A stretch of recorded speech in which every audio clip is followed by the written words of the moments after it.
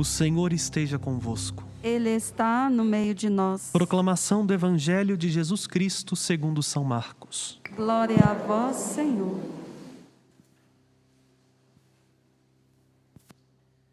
Naquele tempo, Jesus saiu de Jericó, junto com seus discípulos e uma grande multidão.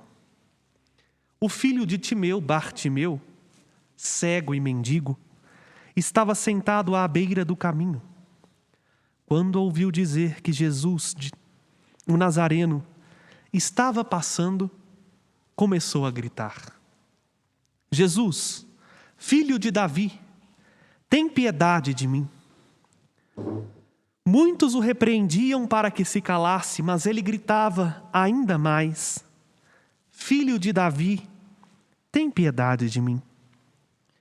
Então Jesus parou e disse: Chamai-o. Eles o chamaram e disseram: Coragem, levanta-te, Jesus te chama. O cego jogou o manto, deu um pulo e foi até Jesus. Então Jesus lhe perguntou: O que queres que eu te faça? O cego respondeu: Mestre, que eu veja. Jesus disse: Vai, a tua fé te curou. No mesmo instante ele recuperou a vista e seguia Jesus pelo caminho. Palavra da salvação. Glória a vós, Senhor.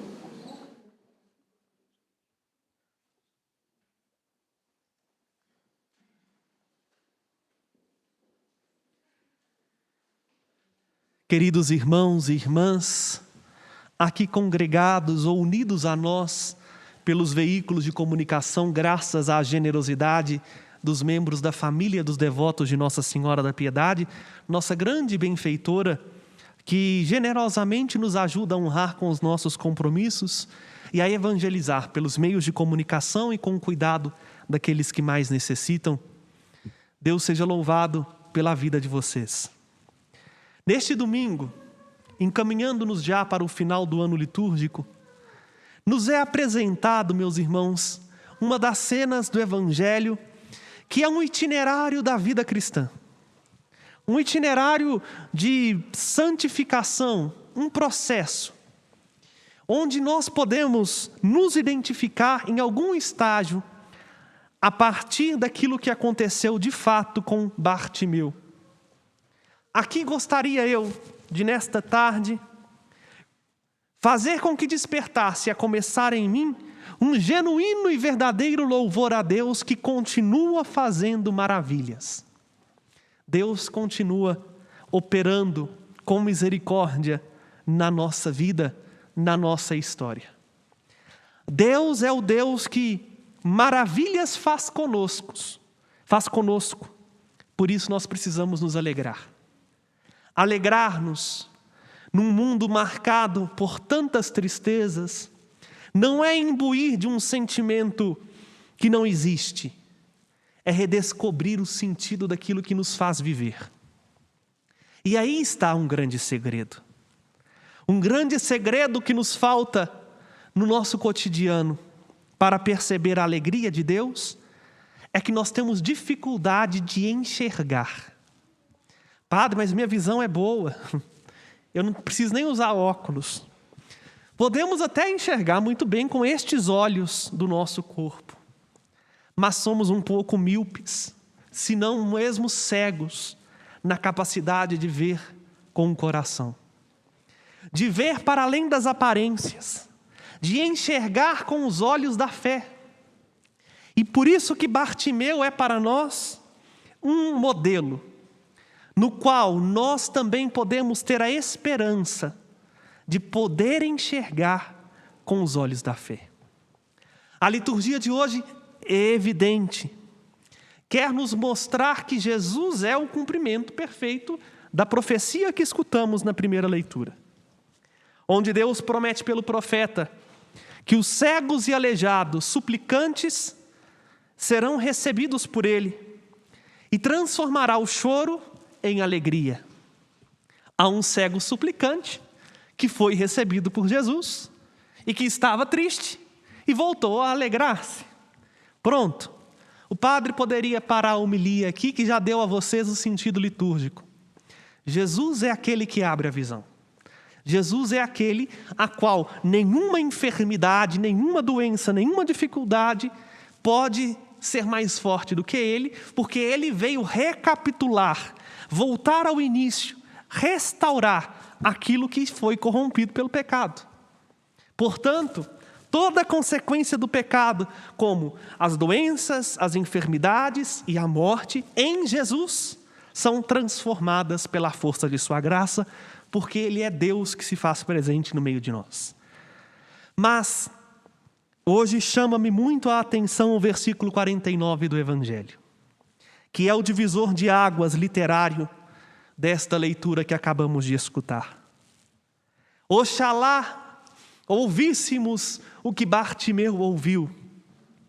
Coragem, levanta-te, Jesus te chama.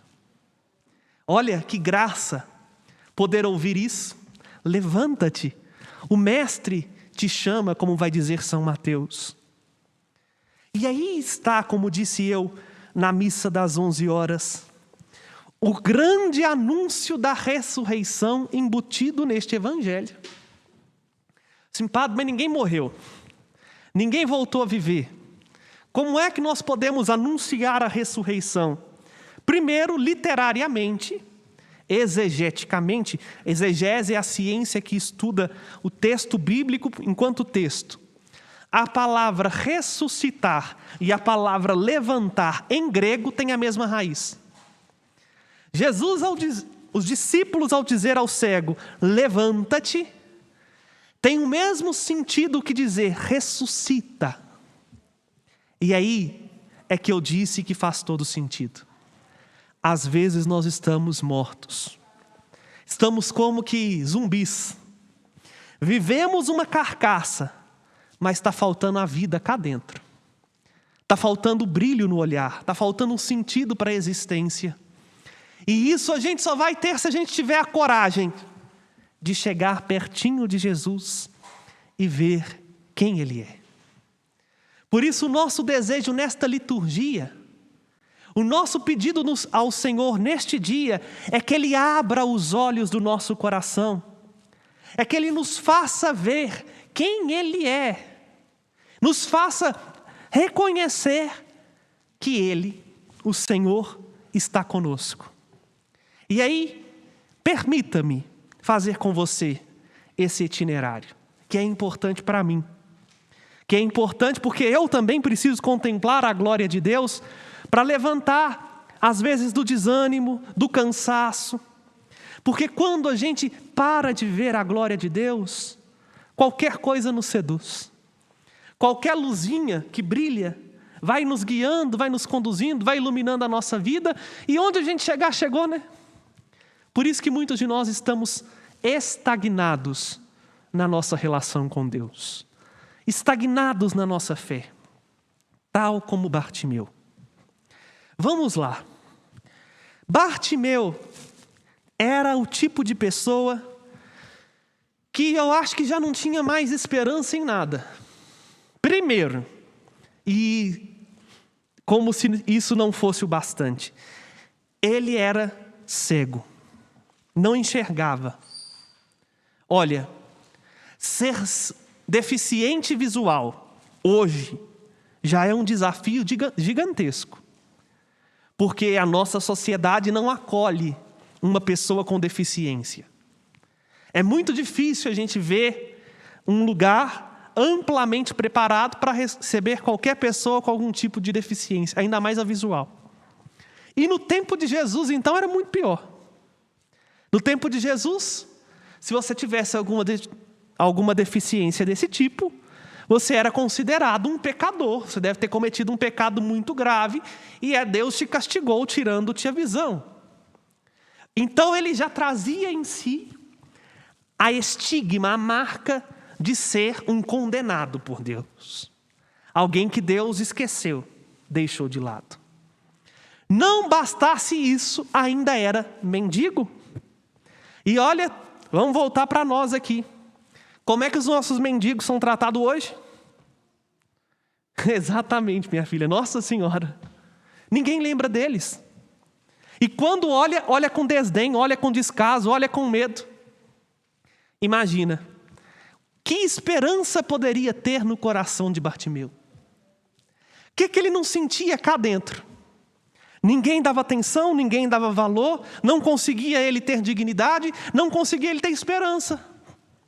Por isso ficava à beira do caminho.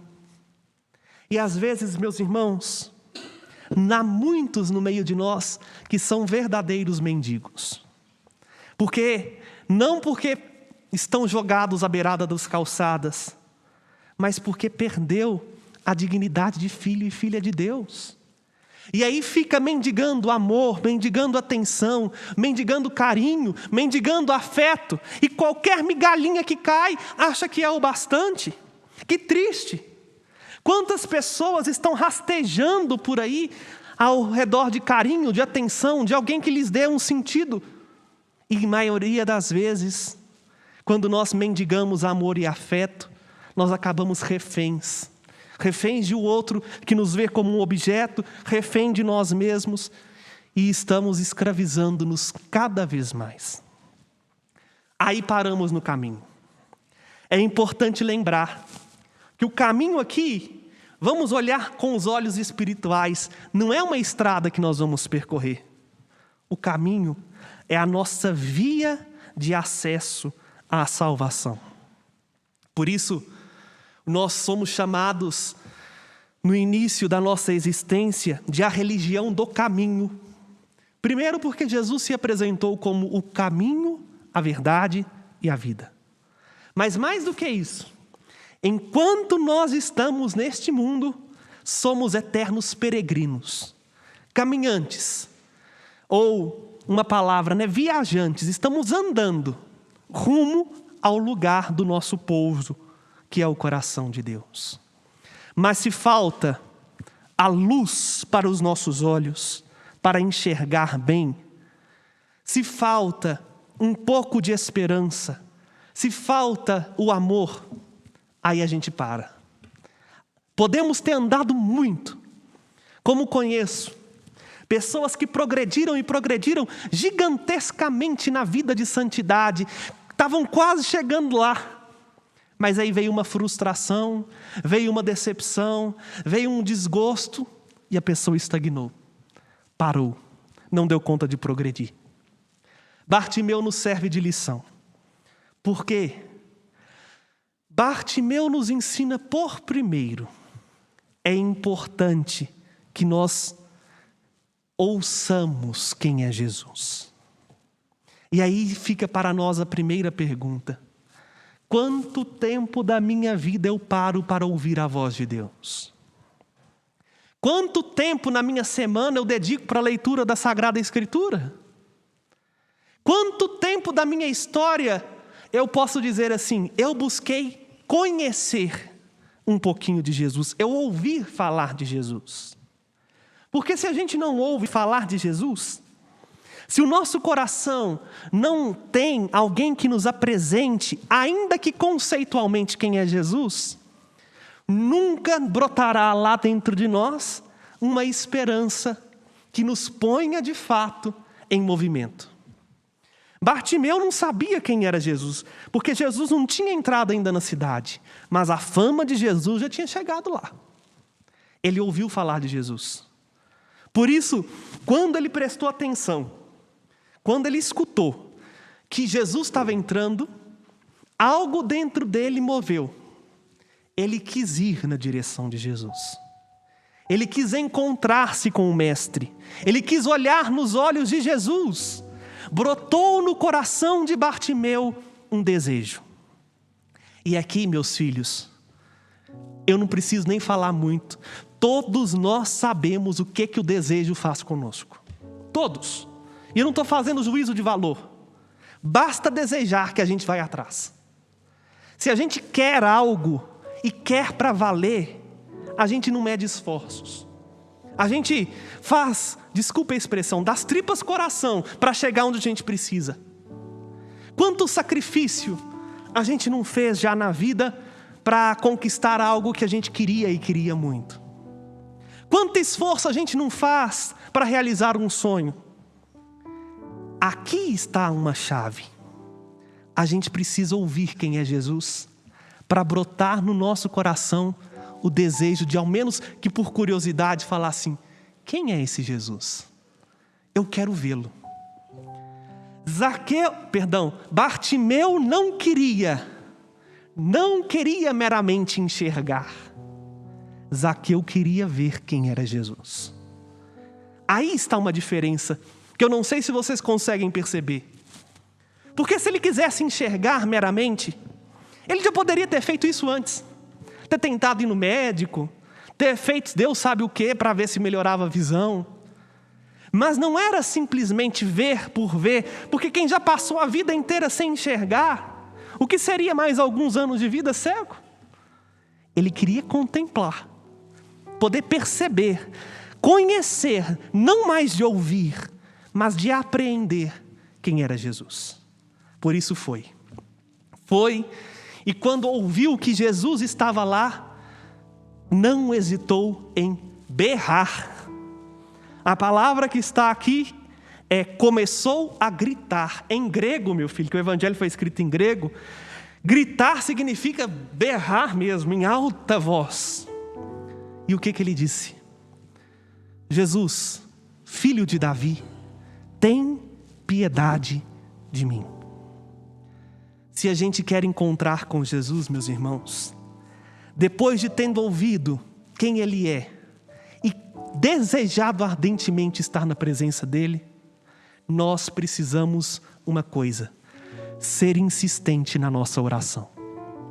Muitos de nós estagnamos por isso. Não porque não ouvimos falar quem é Jesus, não porque não queremos estar na presença dEle, mas porque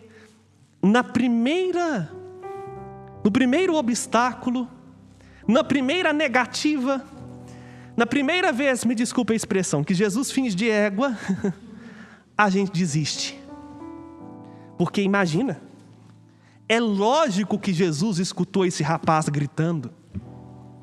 Se a multidão que estava do lado dele, do lado de Jesus, estava incomodada com o rapaz gritando, vocês acham que Jesus não tinha escutado? É claro que o Senhor escutou. Mas no silêncio de Deus há uma resposta. Às vezes a gente desiste na nossa vida espiritual, porque achamos assim: eu estou rezando tanto, eu falo tanto com Deus, eu sou tão sincero na minha oração, e Deus não me responde, e Deus não fala comigo. O silêncio de Deus é pedagógico. Sabe por quê? Porque o silêncio de Deus é o tempo necessário para Ele nos provar na perseverança. Olha, vou dar 2 exemplos. Um exemplo mais curtinho, que celebramos recentemente. Teresa de Ávila, a grande doutora da igreja, Teresa de Jesus. Santa Teresa, aquela mística extraordinária que via Jesus, conversava com Nossa Senhora e etc. tal, que fez grandes coisas na igreja, gastou 12 anos para ser respondida na sua oração. E ela não desistiu. Outro exemplo, Mônica, mãe de Santo Agostinho, 30 anos rezando pela conversão do seu filho. A gente reza 2 vezes e acha que está bom. A gente reza, sei lá, mal 1/3 e acha que vai resolver a situação. O silêncio de Deus é para provar-nos se de fato estamos querendo ou não aquilo que pedimos. Porque quem realmente quer, insisto, não desiste. Quem realmente quer estar na presença de Jesus, rompe com qualquer obstáculo, rompe com qualquer preconceito, não deixa se medir pelo que os outros falam, porque, pasmem, quem mandou Bartimeu calar a boca foi os que estavam mais perto de Jesus. E isso acontece muito no nosso tempo. Os donos da igreja, os doutores em teologia, os sabichões da fé, julgam os outros no modo como rezam, no modo como pregam, no modo como evangelizam, porque estão perto de Jesus, até porque sou formado em Roma em teologia, até porque eu tenho tantos anos de padre, até porque tem 40 anos que eu sirvo nesta comunidade. Não tocam em Jesus e ainda falam para os outros: você está incomodando, sai daqui, desista, não chega perto. É a hora de nós, enquanto igreja, batermos no peito e falar assim: por nossa culpa, muitos ainda não conseguiram ver Jesus, porque ao invés de acolhermos, nós somos os primeiros que falam para o mundo: fica acomodado onde você está, você não vai dar conta de chegar perto.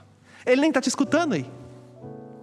Nós precisamos, irmãos, ter a perseverança de Bartimeu, que quando os discípulos falaram para ele ficar calado, mais insistente ele foi, mais perseverante ele foi, mais ousado em gritar por Jesus ele foi, e disse: tem piedade de mim. E aí ele conseguiu, ele parou Jesus. Jesus parou, manda os apóstolos chegarem perto dele e dar esta boa notícia: coragem, levanta-te, o Senhor te chama. Ele conseguiu o que tanto queria: estar na presença de Jesus. Foi levado à presença de Jesus. E aqui eu me recordo de novo do saudoso Padre Léo, muitos conhecem, que diante de Jesus, Jesus faz a pergunta para Bartimeu, mas a pergunta mais óbvia: o que você quer que eu te faça? Aí Padre Léo brincava assim: Jesus, eu estou precisando de um labrador, um cão-guia, para andar aqui na cidade, não tem como o senhor arrumar não? Ou uma bengalinha, né? A minha está quebrada, está difícil, arruma para mim. É claro que ele queria ver. Mas a pergunta de Jesus é uma pergunta não retórica, porque ele sabe o que precisamos, mas ele quer ouvir de nós o que de fato queremos. E aí, quando o cego foi sincero com Jesus: mestre, que eu te veja, os olhos dele se abriram e ele começou a ver Jesus. Aqui está a última lição que eu gostaria de compartilhar com vocês. Quem contempla pela proximidade, pelo diálogo direto com Jesus, o rosto misericordioso dele, não volta para onde estava. Bartimeu, depois que viu quem era Jesus, largou o manto. Largar o manto significa largar a vida que levava, aquilo que rebaixava a condição dele, porque não vamos nem entrar aqui no aspecto teológico. Imagina um manto do mendigo. É o que é sujo, é o que não tem valor. Ao mesmo tempo, era a única coisa que ele tinha. Ele abriu mão de tudo que ele tinha e pôs a seguir Jesus. Voltou a caminhar. Hoje, meus irmãos e irmãs, Jesus olha para mim, para você e diz assim: coragem, levanta. Não deixe que a cegueira do mundo ofusque a luz da minha presença na sua vida. Não deixe que as luzes aí fora tragam para a sua alma uma miopia espiritual, porque de fato, meus irmãos, nós podemos até fazer uma analogia, como eu fiz na missa das 9. A gente está vivendo uma cegueira produzida por nós mesmos. Como muitos de nós temos astigmatismo, né? Eu, por exemplo, tenho. E o astigmatismo varia, porque é uma sensibilidade dos olhos com a luz. E é uma luz, não a luz natural, a não ser se você está num lugar onde você tem que olhar para o sol diretamente. Mas boa parte das pessoas que têm astigmatismo por causa da televisão, do computador, do celular. Às vezes a nossa alma não está conseguindo ver a luz de Cristo, porque foi desenvolvendo certas cegueiras por causa de coisas que nós colocamos que não são luzes. Tem brilho, mas não iluminam de verdade. E aí a gente não consegue ver Jesus. Aí paramos no meio do caminho. Coragem, levanta-te. Ainda que dentro da igreja tenha muita gente que não te acolha, você não vai na igreja por causa dos homens. Você vai lá para encontrar com o Cristo, que vai estar ali, naquele altar. Vai estar imerecidamente nas minhas mãos, enquanto sacerdote. Para chegar a mim, para chegar a você, para chegar no seu coração e me perguntar e te perguntar: o que queres que eu te faça? Ele vai entrar em nós, mas que não nos falte a perseverança de sermos sinceros com Jesus e dizermos como Bartimeu disse: Mestre, que eu te veja. Porque se a gente não ver o mundo com os olhos da fé, se a gente não ver a nossa história com os olhos da fé, primeiro, nunca vamos conseguir ver Jesus tal como Ele é.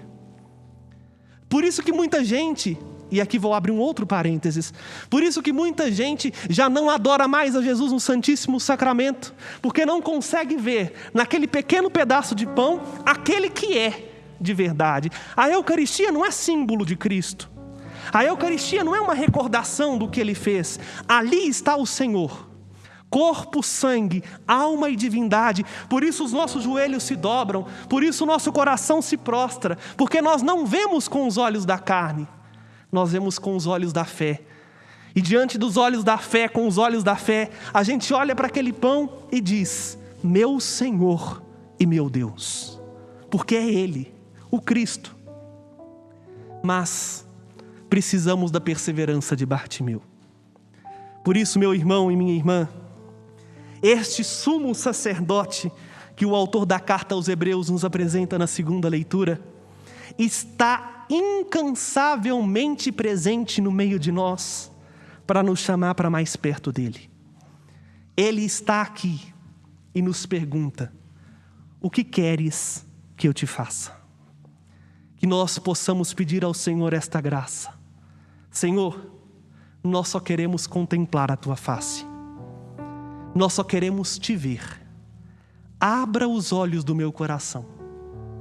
Abra novamente a visão espiritual, para eu sair do lugar onde eu fiquei parado, para eu voltar a caminhar na direção do céu, para eu deixar o que me prende a este mundo e te seguir.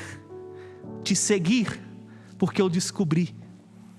Te seguir porque eu vi que não há alegria, não há felicidade, não há maravilhas fora de ti.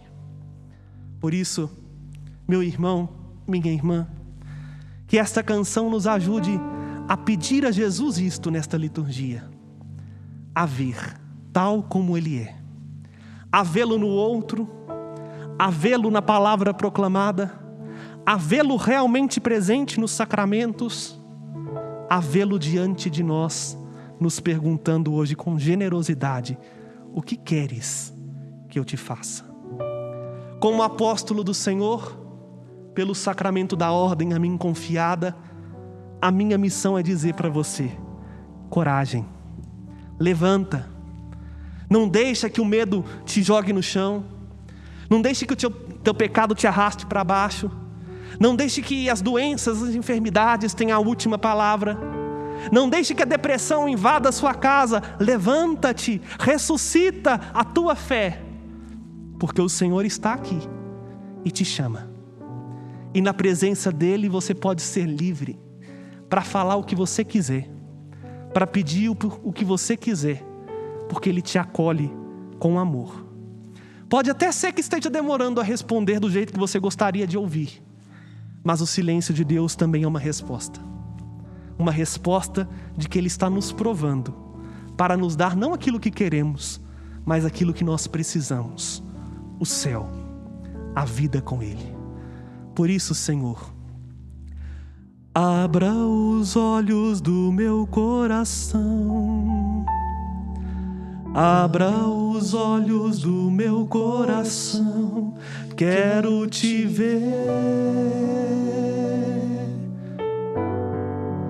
Quero te ver, Senhor. É o nosso desejo nesta tarde, Jesus. Abra os olhos do meu coração. Abra os olhos do meu coração. Quero te ver.